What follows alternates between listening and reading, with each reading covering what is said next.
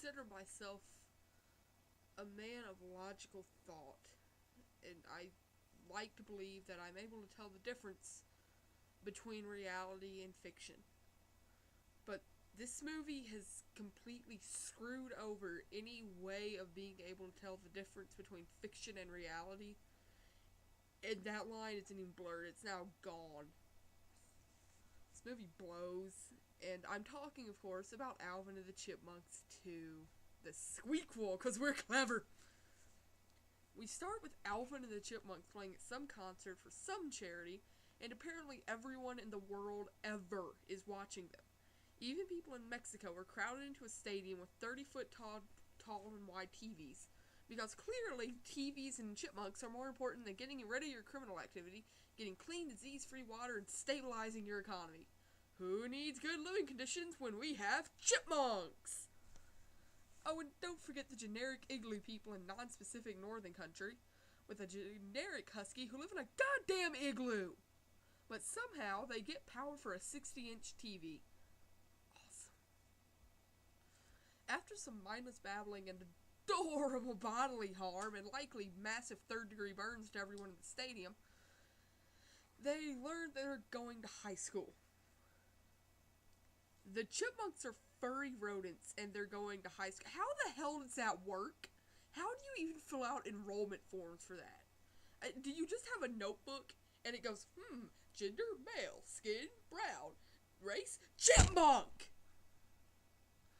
Dave wouldn't get his chipmunks enrolled, he'd be committed for trying.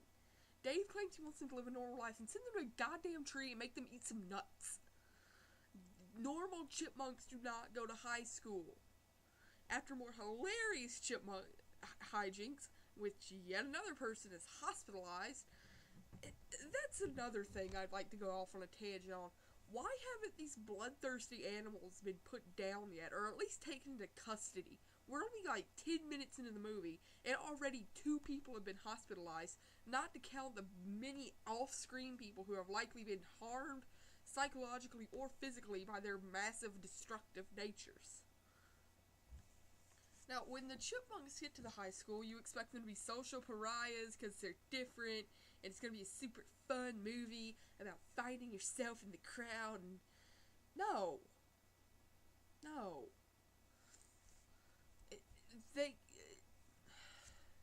I don't even want to review this.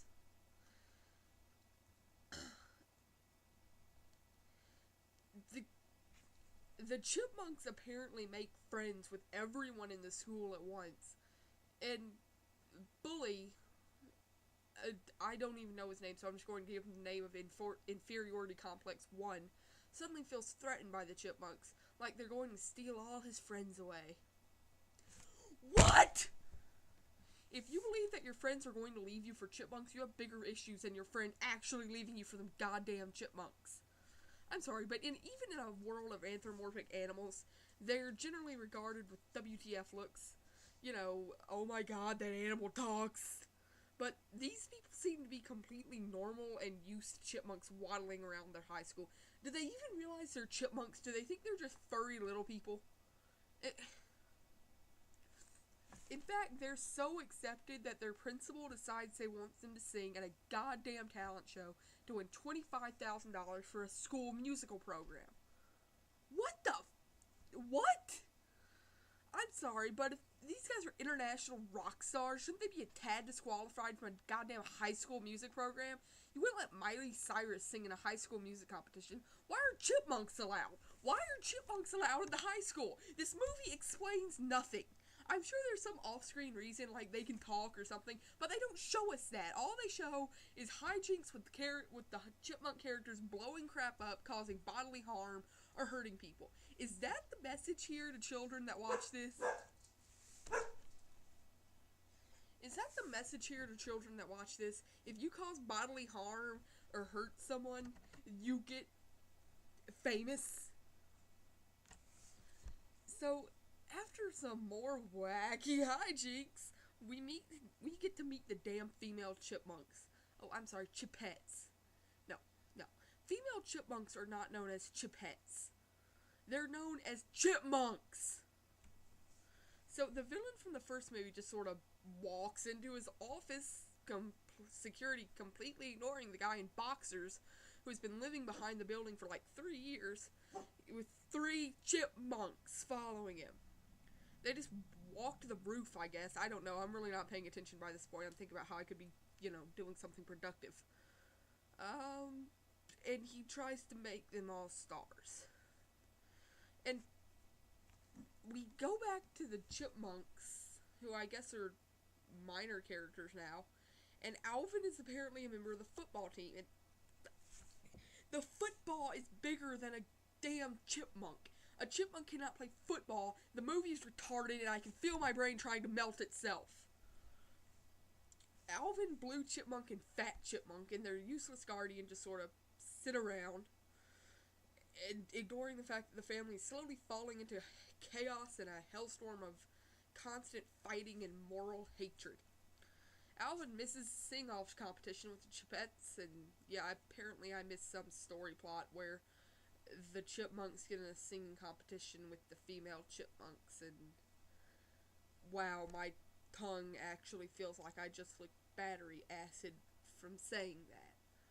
From saying the sentence, the female Chipmunks get in a singing competition with the Chipmunks, my tongue feels like it's on fire. I'm going to wrap up this balls burrito that's been deep fried and broken dreams and orphan tears. Chipmunks and Chipettes hate each other, then evil guys from the first movie becomes, evil again, big damn shock. Blue Chipmunk does something with his cell phone so that Blue Chipmunks with chipmunk boobs can pick a lock. Alvin drives a toy motorcycle and saves the day.